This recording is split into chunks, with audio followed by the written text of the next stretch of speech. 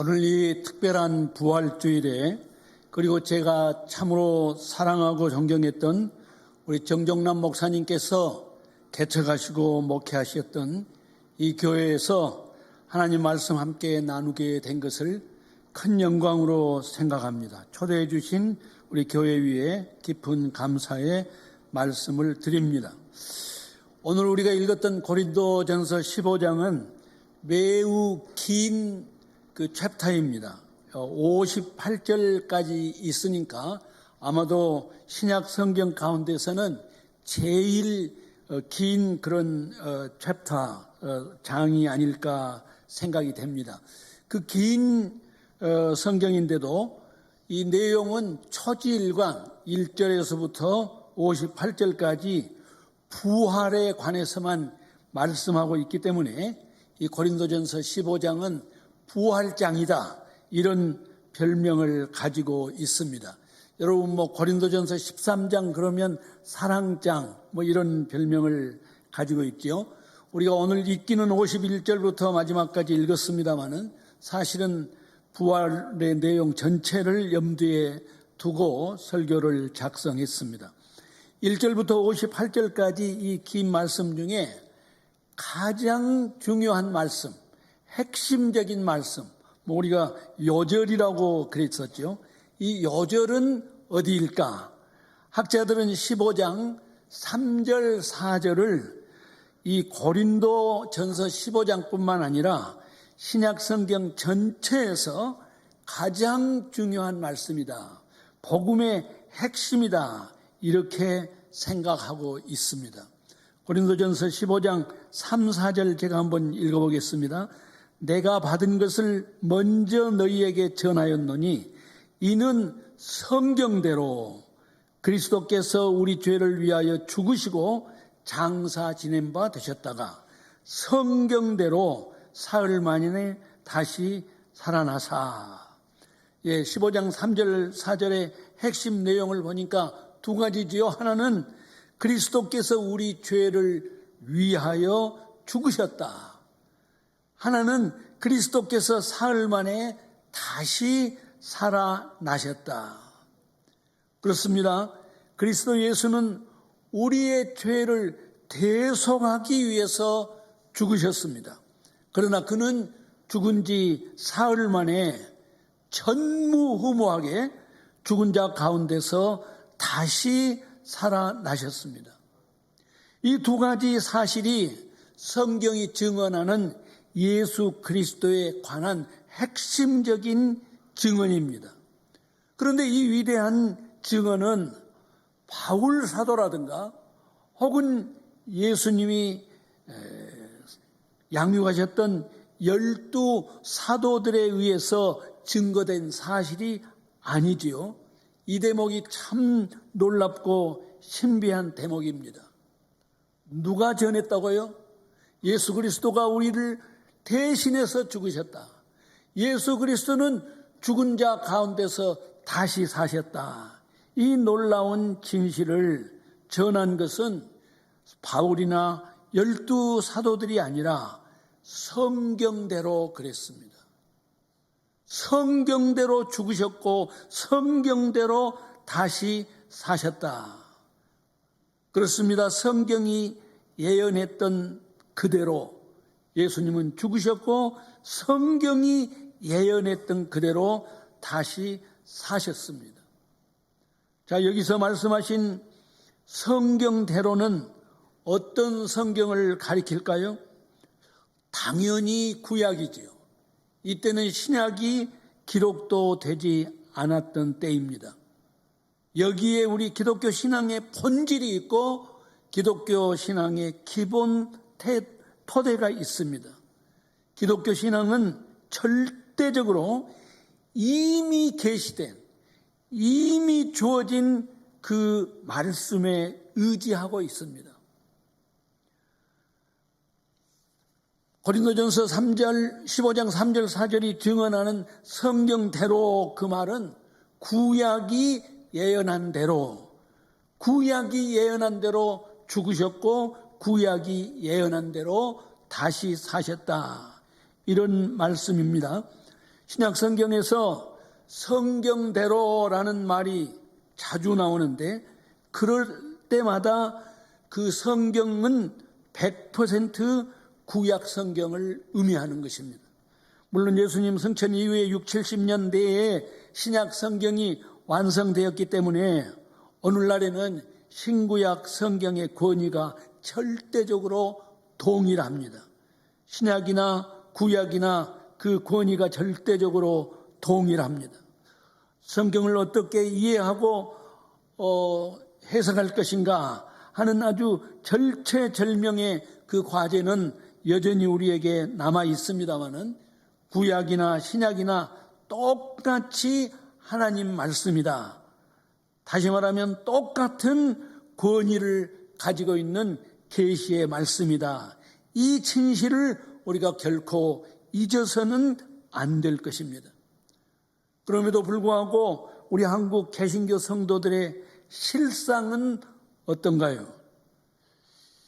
그들이 말은 그렇게 하지 않지만은 구약 성경 없이도 하나님의 뜻을 깨닫는 데는 별로 어려움이 없다.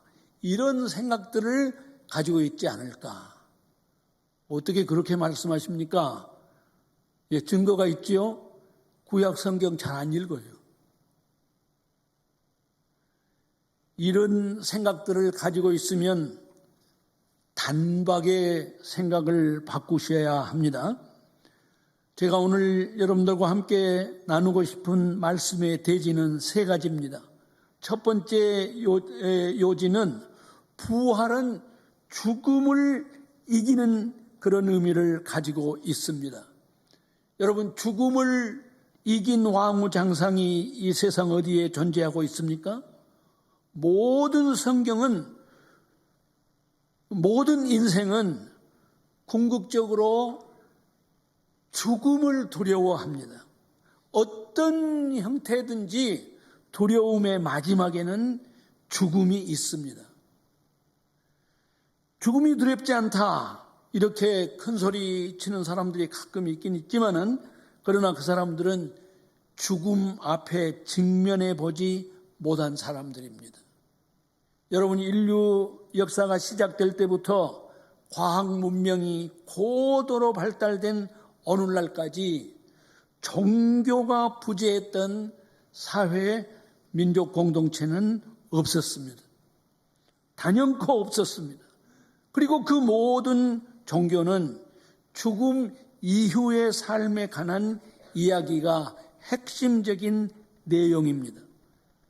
사랑하는 성도 여러분, 우리 예수님처럼 죽음을 이긴 길을 직접 보여주시고 죽음 이후에 우리 인생의 실제, 죽음 이후에 우리 인생의 그 리얼리티를 확실하게 보여주신 그런 사람이 어디 있었습니까?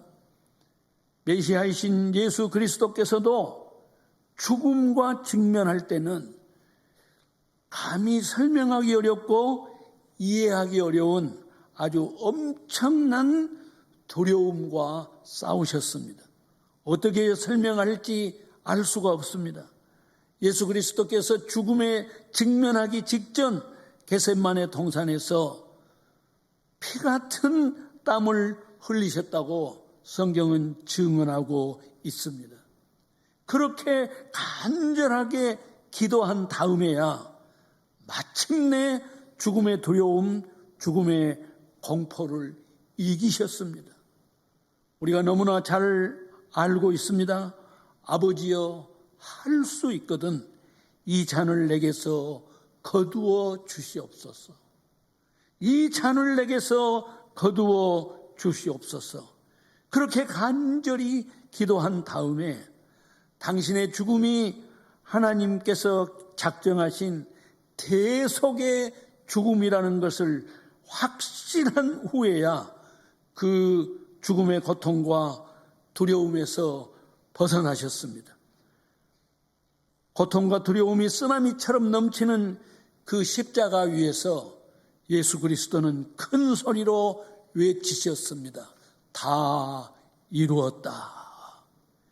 십자가의 고통은 아주 잔인했지요. 양팔에 못을 박았고 체중을 지탱하게 하기 위해서 발목에도 못을 박았습니다. 그 고통스러운 십자가 위에서 6시간 동안이나 매달려야 했습니다. 그런데 그때 두 강도가 예수님과 함께 십자가형 죽음을 당했지요. 아마도 예수님을 그 비열한 강도로 취급하기 위한 인간들의 모략, 비열함이었을 것입니다.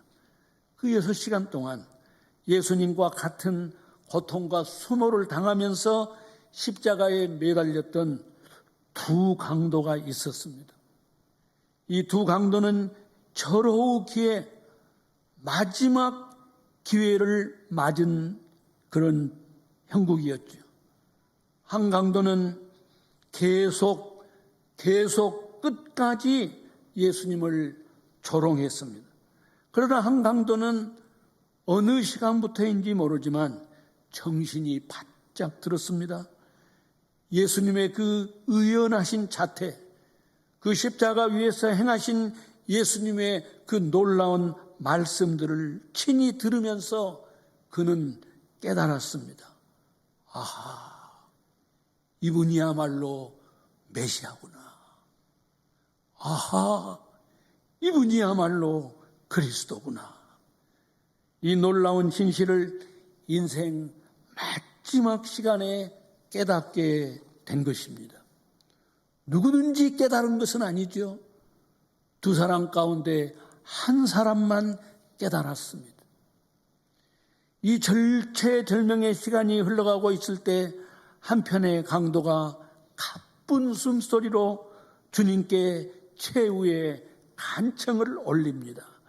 예수여, 예수여, 당신의 나라에 임할 때 나를 기억하소서.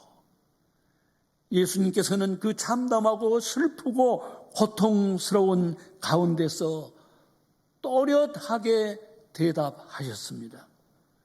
내가 진실로 네게 이르노니 오늘 내가 나와 함께 낙원에 있으리라. 저는 40여 년 동안 목회하면서 죽음 직전에야 아들과 그 딸들의 간절한 기도 때문에, 간절한 전도 때문에 죽음 직전에 예수 그리스도를 고백한 그런 분들을 몇 분 보았습니다. 제가 목사라도 확신이 생기겠어요? 이 사람이 지금 평생 예수 반대하고 예수 맞은편에 서 있다가 죽음 직전에 예수를 영접한 사람에게 과연 구원이 있을까? 목사라도 의심하지 않을 수 없겠죠. 그런데 바로 이 장면 때문에, 바로 한 강도가 그 인생 최후의 순간에 예수 그리스도를 고백하고 예수님의 그 구원의 확신, 예수님께서 주신 구원의 확신, 내가 진실로 내게 이르노니 오늘 내가 나와 함께 낙원에 있으리라. 이 말씀 때문에, 이 사건 때문에 확신을 가지고 그 마지막 시간에 예수 그리스도를 고백한 그분에게 하나님의 구원이 임했다라는 확신을 가지고 세례를 베풀 수가 있었습니다. 그렇습니다. 예수님은 죽음을 극복하셨습니다. 그리고 그 놀라운 은혜를 그를 믿는 모든 자에게 나누어 주셨습니다. 이 놀랍고 신비한 은총을 훗날 사도 바울은 이렇게 외치지요. 오늘 고린도전서 15장 마지막 부분에서 그는 말합니다. 우리 주 예수 그리스도로 말미암아 감사한다. 우리 주 예수 그리스도로 말미암아 우리에게 승리를 주신, 이김을 주신 예수 그리스도를 찬양했습니다. 그런가 하면 고린도후서 5장 17절에는 이렇게 말했습니다. 누구든지 그리스도 안에 있으면 새로운 피조물이라. 이전 것은 지나갔으되 보라 새 것이 되었도다. 사랑하고 존경하는 성도 여러분, 제가 설교할 때마다 사랑하는 성도 여러분 이렇게 호칭했습니다마는 어느 날부터인가 저는 성도에 대한 호칭을 바꿨습니다. 사랑하고 존경하는 성도 여러분. 왜냐하면 성도는 위대한 존재이기 때문입니다. 예수 그리스도의 부활을 믿고 예수 그리스도의 그 부활에 동참한 위대한 존재이기 때문입니다.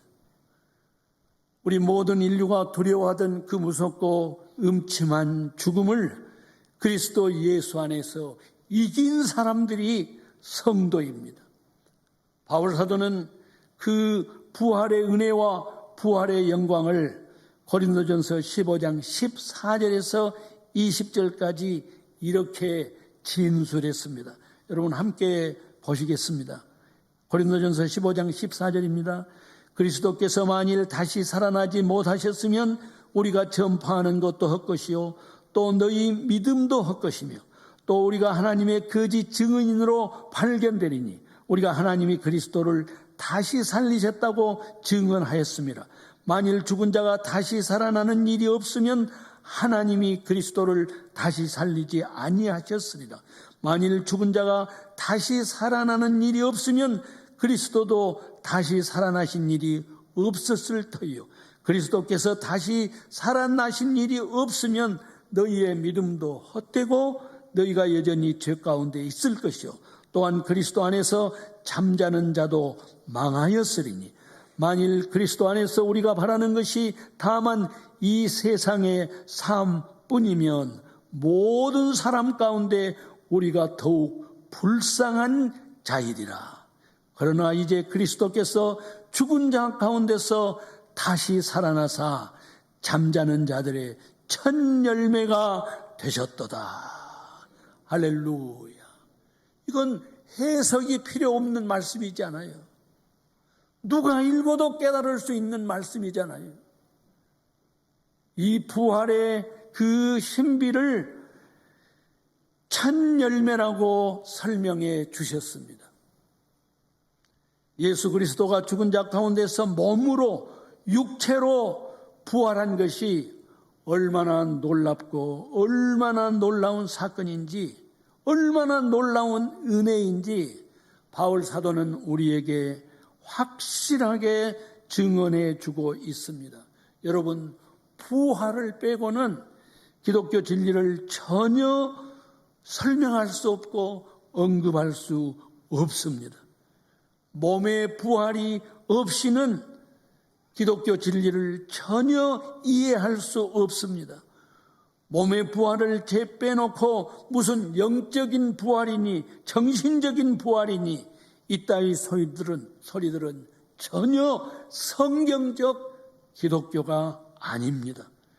그리스도의 부활은 모든 믿는 자에게 아하, 이 세상이 끝이 아니구나, 이런 놀라운 확신을 주는 사건입니다. 여러분, 나무에 첫 열매가 맺으면 그 다음에도 명확하게 같은 열매가 맺어집니다. 부활을 나무의 첫 열매라고 비유하셨습니다. 내가 오늘 나와 함께 낙원에 있으리라. 이 놀라운 초청, 이 놀라운 약속이 모두에게 임하는, 예수 그리스도를 믿고 따르는 모두에게 임하는 진실이라는 그런 확신을 이 부활이야말로 우리에게 확증해 준 것입니다. 사랑하고 존경하는 성도 여러분, 우리는 어느 날 우리 예수님을 몸으로 배울 수 있을 것입니다. 먼저 가신 우리 성도님들, 사랑하는 우리 정종남 형제를 거기에서 우리는 몸으로 만나게 될 것입니다. 이 부활 사건이야말로 죽음이 이 세상의 끝이 아니라는 이 놀라운 진리를 우리에게 확증시켜준 사건입니다. 이제 우리는 오늘 말씀의 두 번째 요지로 넘어가겠습니다. 두 번째 요지가 무엇이냐? 이 부활의 영광은 예수님의 재림을 통해서 완성된다라는 것입니다. 저는 요즘에 5살짜리 손주 키우는 재미로 살고 있습니다. 재미가 쏠쏠합니다. 이 5살짜리가 어떻게 이런 생각, 이런 말을 할 수 있을까? 아주 놀랍습니다. 할아버지 거짓말이다, 할머니 거짓말이다 라는 이야기가 나올 수밖에 없겠더라고요. 이 5살짜리인데 어제는 기침을 한두 번 하더니 가래가 있네? 이러더라고요. 예, 그 아이가 저를 보면은 참 좋아합니다. 물론 저보다는 할머니를 더 좋아합니다. 그 아이가 할머니를 알고 할아버지를 압니다.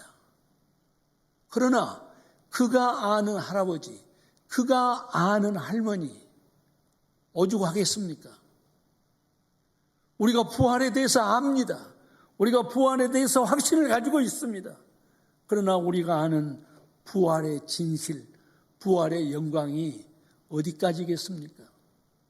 사도 바울은 이 부활의 영광을 예수 그리스도의 재림을 통해서 완성되어지는 그날에야 모든 사람들이 부활의 영광을 알게 될 것이다.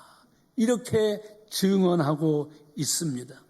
여러분, 우리는 이 부활의 영광을 하나님께서 우리에게 주신 이성을 통해서 충분히 넉넉하게 깨달을 수 있습니다. 우리 그리스도인들이 이성에 대해서 늘 잘못 생각하는 그런 경향성이 좀 있죠. 기독교에서 이성이라는 것은 창조주 하나님께서 우리 인생에게 주신 선물이기 때문에, 너무나 중요한 선물이기 때문에 이 이성을 잘 활용해야 합니다. 피조물인 우리 인생이 이 이성을 통해서 창조주 하나님을 거부할 수도 있습니다. 그러나 그 이성을 잘 사용한다면 우리가 하나님 뜻을 온전하게 분별하고 하나님 사람으로서의 영광스러운 삶을 살 수도 있습니다. 예컨대 로마서 12장 2절은 이렇게 말씀했죠. 너희는 이 세대를 본받지 말고 오직 마음을 새롭게 함으로 변화를 받아 하나님의 선하시고 기뻐하시고 온전하신 뜻이 무엇인지 분별하도록 하라. 하나님의 선하시고 기뻐하시고 온전한 뜻이 무엇인지를 분별하는 능력을 하나님께서 우리에게 주셨습니다. 그게 이성이죠. 똑같이 일률적으로 그런다라는 뜻은 아니겠습니다만은 일반적으로 서양 사람들은 무언가 내가 오늘 예배를 통해서 몰랐던 것을 깨달았다. 그러면 은혜 받았다고 생각한답니다. 그래서 우리 한국 사람들은 뭔가 코끝이 아주 뭔가 좀 움직여야 그 감정적인 은혜를 받아야 은혜 받았다 그러죠. 물론 이성과 감성이 다 중요하기 때문에 둘 다 중요하겠습니다만은 우리가 하나님께서 우리에게 주신 그 이성을 가지고 하나님의 선하시고 기뻐하시고 온전하신 뜻이 무엇인지를 분별하는 그 분별함을 통해서 우리는 하나님께 더욱 가까이 나아갈 수 있습니다. 여러분은 예수 그리스도께서 죽은 지 사흘 만에 죽은 자 가운데서 살아나셨다는 것을 믿고 있습니다. 알고 있습니다. 그 믿음이 틀림없는 믿음입니다. 그러나 다시 한번 묻겠습니다. 우리가 예수 그리스도 안에서 부활한다는 것은 우리의 영혼이 부활한 것입니까? 몸이 부활한 것입니까? 물론 영혼이 부활하고 몸도 부활합니다. 영혼이 부활한 것도 몸의 부활과 같은 그런 차원에서 성경은 설명을 합니다. 우리가 죽은 다음에 우리의 몸과 영혼이 분리가 되지요. 우리의 영혼은 우리 주님께서 그 마지막 인생의 최후를 맞는 강도에게 설명해 주신 것처럼 내가 오늘 즉 몇 시간 후에 생애 마감을 해야 하는 그 강도를 향해서 내가 오늘 나와 함께 낙원에 있으리라. 예, 우리의 영혼은 우리의 육체와 분리된 그 순간부터 그 바로 다음부터 예수 그리스도의 낙원에 초대를 받습니다. 그러나 우리의 몸은 창세기 3장에서 이야기한 것처럼 너희는 흙으로 지음을 받았으니 흙으로 돌아가라. 우리는 흙으로 돌아갑니다. 그러나 때가 되면 그 때는 예수 그리스도의 재림을 말씀합니다. 예수 그리스도께서 재림하실 때 너희 몸이 너희 육체가 부활하리라.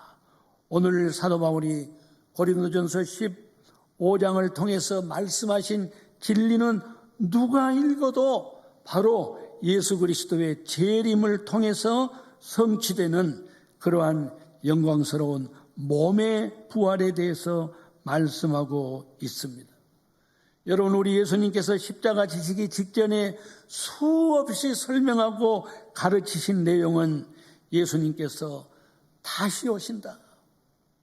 예수님께서 다시 오신다라는 약속이었고 가르침이었습니다. 예수님께서 다시 오실 때 드디어 그 구원의 영광이 드러납니다. 그 구원의 영광이 완성됩니다. 부활의 영광이 온 천하에 증언됩니다. 부활은 죽은 자의 영혼이 살아서 천국에서 다시 눈을 뜬다. 이 정도의 신비에 그치지 않습니다.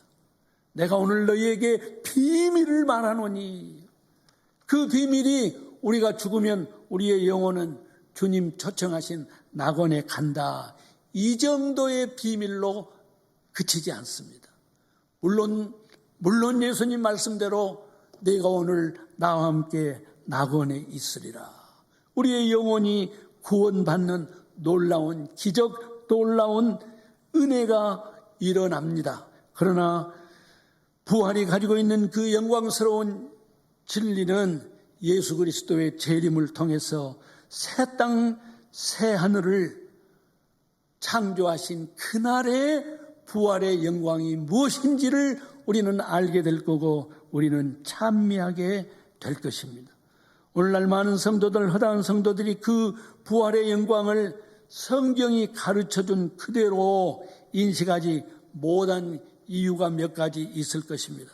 첫째는 너무나 많은 가짜가 출현해서 거짓된 그런 재림에 대해서 이야기했기 때문에 재림하면은 뭔가 두려움이 있습니다.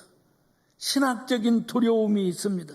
그래서 우리 목회에서 재림 교육은 최소화하는 것이 상책이다. 이런 생각이 우리 목회자들도 모르게 스며들어 있을 수 있을 것입니다. 너무나 가짜가 많습니다. 여러분들이 잘 아는 파스칼이라는 그 천재는 이렇게 이야기했죠. 가짜가 있다라는 것은 진짜가 있다라는 증거다. 옳은 말이죠. 가짜가 있다라는 것은 진짜가 있다라는 증거임에는 틀림이 없지만은 이 재림에 대해서 너무나 많은 가짜 선생들이 있었습니다. 그래서 우리는 재림에 대해서 되도록이면 이야기하지 않으려는 그런 습성이 있습니다마는 재림이야말로 예수 그리스도를 통해서 성취된 구원의 영광스러운 결론입니다. 두 번째, 우리의 믿음이 좀 부족하기 때문에 생긴 의심일 겁니다. 예수님 승천하신 다음에 1000년이 지났습니다. 아니 2000년이 지났습니다. 올 듯 하신 예수님의 재림은 여전히 불확실해져 있습니다. 아닌 게 아니라 성도들이 혼돈할 수도 있습니다. 그러나 이런 문제에 대해서 베드로 사도는 너무나 확실한 답을 주셨습니다. 베드로후서 3장 8절이지요. 사랑하는 자들아, 주께서는 하루가 천년 같고 천년이 하루 같다라는 이 한 가지를 잊지 말라. 전능하신 하나님께서는 천년이 하루 같고 하루가 천년 같다라는 이 한 가지 사실을 잊지 말라. 하나님은 천지 만물을 창조하신 창조주입니다. 하나님의 창조의 내용 가운데는 시간도 창조하셨습니다. 그래서 하나님의 시간은 하루가 천년 같고 천년이 하루 같습니다. 우리 피조물인 인생이 창조주처럼 되어야 하는 것이 죄의 시발점이지 않습니까? 하루가 천년 같고 천년이 하루 같은 하나님 앞에 예수 그리스도의 재림이 언제일 것인가?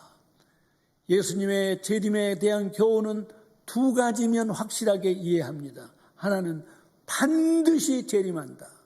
하나는 그때가 언제일 줄은 아무도 모른다. 여러분, 재림이 언제일까 밤마다 날마다 궁금하시겠습니까? 그렇지 않으면 미국의 대통령을 지냈고 지금도 생존에 계시면서 생존에 있는 사람으로서 가장 미국 시민들에게 존경받고 있는 지미 카터처럼, 지미 카터는 그의 자서전에서 이런 고백을 합니다. 나는 아침에 창문을 열 때마다 오늘 오후에 주님이 오시길 기다리는 그런 마음으로 창문을 연다.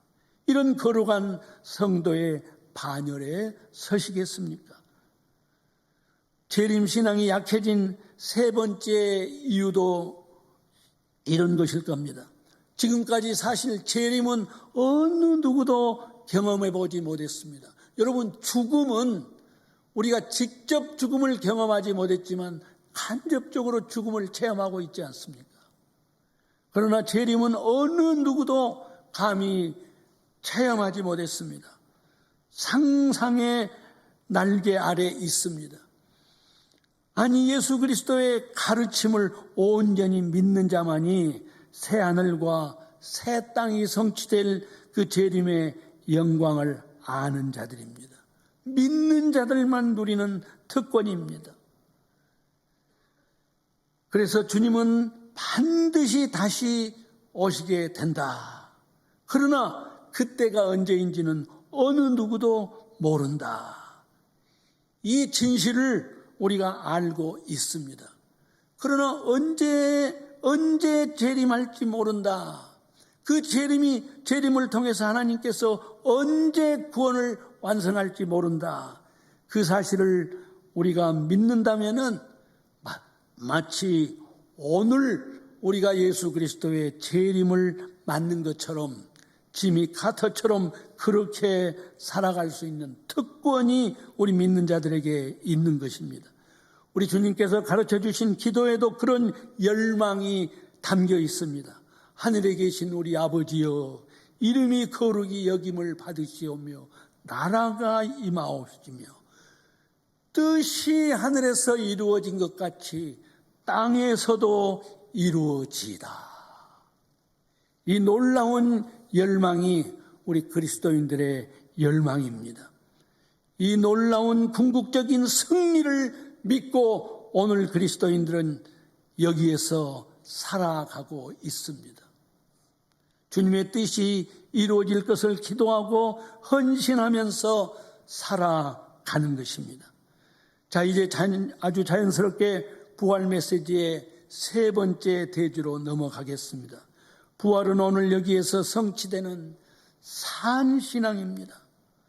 바울 사도는 그 부활의 실제를 설명하면서 예수가 죽은 자 가운데서 부활하셨고 그의 부활을 목격했던 허다한 증인들이 있다는 것을 고린도전서 15장 전반부에서 아주 구체적으로 이야기합니다. 그 허다한 부활하신 예수를 만난 사람들 가운데 나처럼 어리석은 사람도 있다. 나는 처음에는 예수 믿는 자들을 잡아 죽이고 감옥에 가두기 위해서 예수 믿는 자들을 쫓아다녔다. 내 나름대로 내 뜻대로 하나님께 영광을 돌리기 위해서였다. 그러나 하나님께서 나의 그 삐뚤어진 신앙을 바로 잡아주시려고 부활하신 예수, 부활하신 그 예수를 만나게 해주셨다. 부활하신 그 예수를 만났던 그 기쁨, 그 은혜를 사도 바울은 고린도전서 15장 10절에서 이렇게 고백했죠.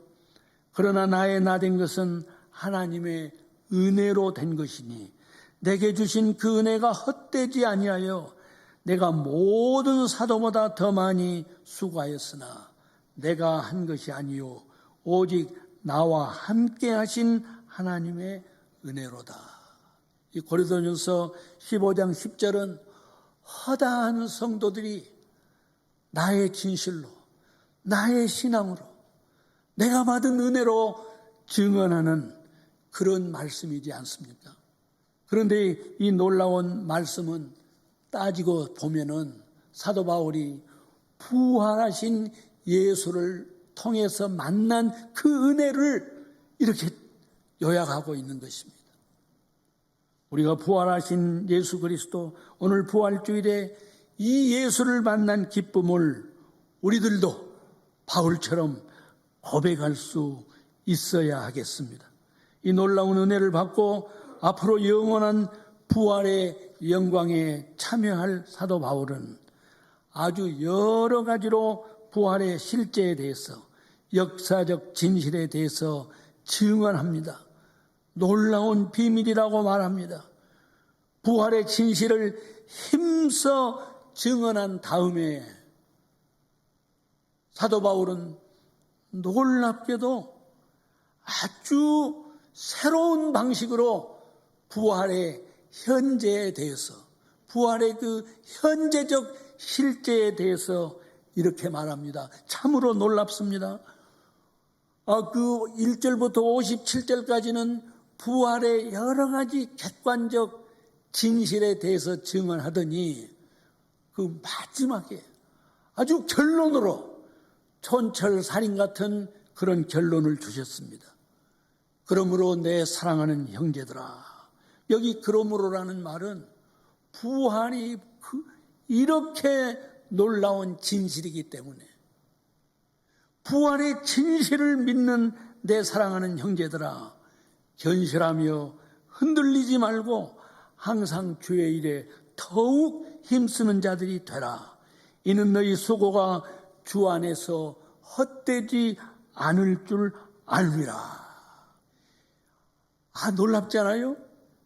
그렇게 부활의 진실에 대해서 1절부터 57절까지 구체적으로 진술하더니 그 결론은 너희가 이와 같은 부활을 믿을진대 내 사랑하는 형제들아, 견실하며 흔들리지 말고 항상 주의 일에 더욱 힘쓰는 자들이 되라. 이는 너희 수고가 주 안에서 헛되지 않을 줄을 알미라.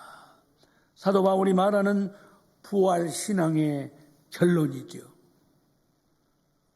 너희가 과연 부활을 믿는다면 이렇게 살아라, 그런 뜻이지 않습니까?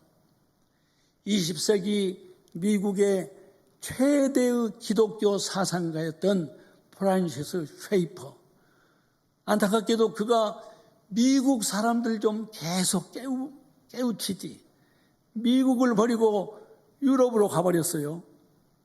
유럽에 가서 라블이라는 독특한 기독교 공동체를 만들었던 사람이죠. 유명한 기독교 사상가입니다. 그 쉐이퍼가 이런 이야기를 했습니다. 하나님이 살아계심을 믿는가? 그렇다면 다르게 사는 것이다. 하나님이 살아계심을 믿는가? 그렇다면 다르게 사는 것이다.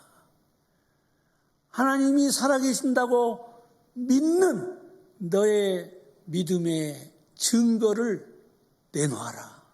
다르게 사는 것이다.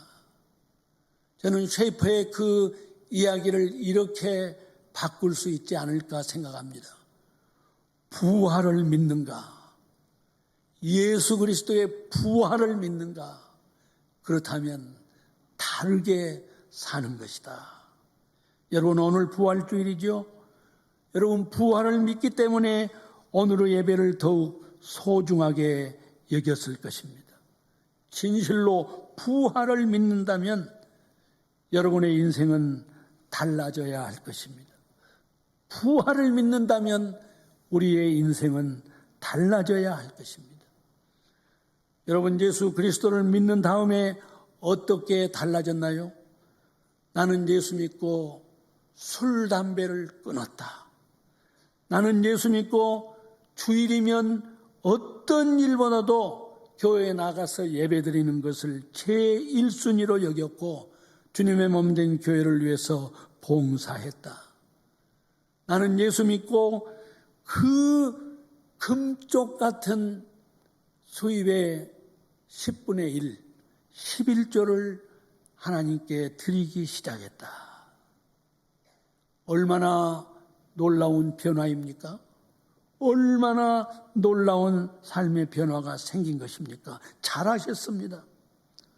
그러나 사도 바울이 부활의 신비를 강론하면서 그 결론으로 말씀하셨던 58절 말씀, 그 말씀, 그러므로 내 사랑하는 형제들아 견실하며 흔들리지 말고 항상 주의 일에 더욱 힘쓰는 자들이 되라.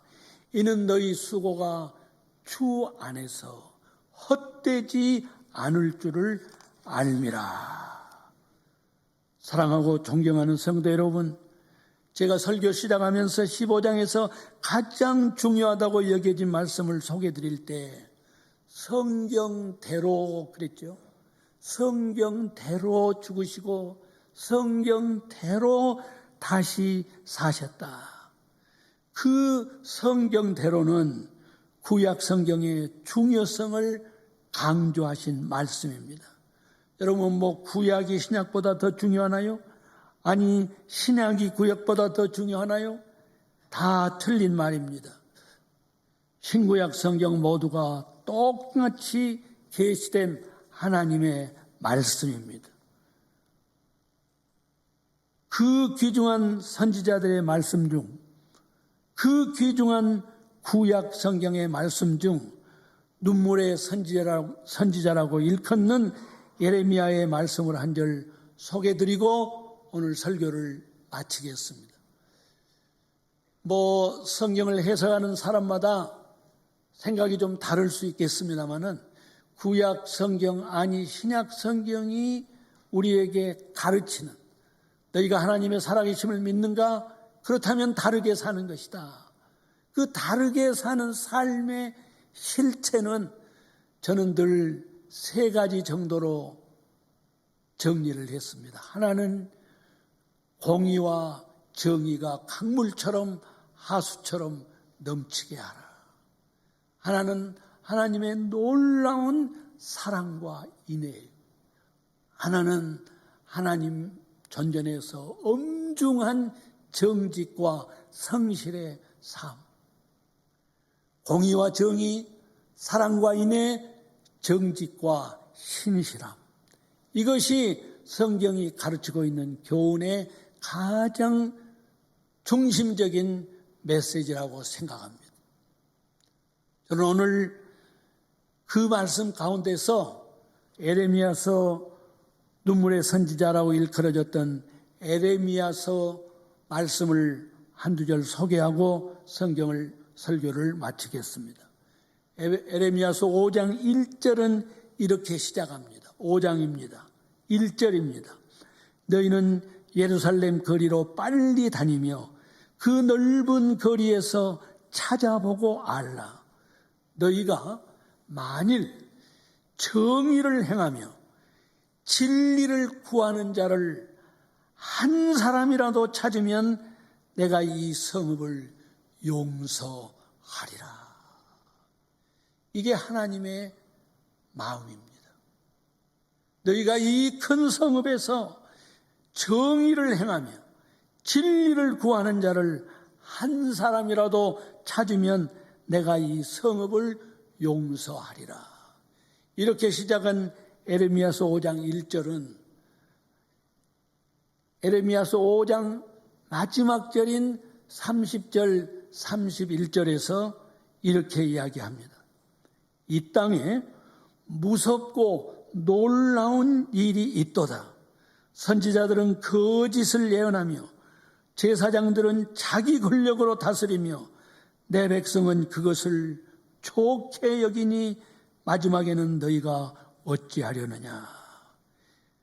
옛날 개역 성경에 보면은 이 땅에 무섭고 기괴한 일이 있도다 이렇게 번역했습니다. 이 땅에 놀랍고 기괴한 일이 있도다. 선지자들은 거짓을 예언하고 제사장들은 자기 욕심대로 다스리고 내 백성들은 그것을 좋게 여기니 마지막에는 너희가 어찌 하려느냐. 이것이 선지자를 통한 하나님의 탄식이었습니다. 우리 남서울 미랄교회가 하나님께서 기뻐하시는 하나님이 찾으시는 정의와 공의의 사람, 사랑과 인애의 사람, 정직과 신실함의 사람을 많이 양육하고 그 결과로 한국교회가 우리 한국 사회에 빛이고 소금이 되는 그러한 일에 헌신할 수 있기를 간절한 마음으로 당부드립니다. 기도하겠습니다. 살아계신 하나님 아버지, 죽은 자 가운데서 부활하시고 우리에게 그 부활의 영광에 동참하도록 초대해 주신 살아계신 하나님 아버지, 오늘 예수 그리스도의 부활을 기념하는 부활절 예배를 드립니다. 이 말 주께서 우리에게 주신 그 부활의 영광을 통해서 우리가 이 땅 위에서 빛과 소금의 사명을, 소금됨의 사명을 온전히 감당하게 하여 주시옵소서. 예수님 거룩하신 이름으로 기도하옵나이다. 아멘.